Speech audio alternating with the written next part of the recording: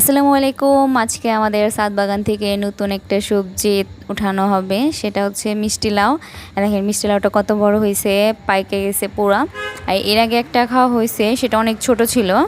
আর এই একটা বড় হয়েছে, আরেকটা তুলবো দুইটা। আর দেখেন রাত করে গেছে আমার বোন আর আম্মু এই মিষ্টি লাউটা তোলার জন্য, তো আমি ছিলাম না এখানে।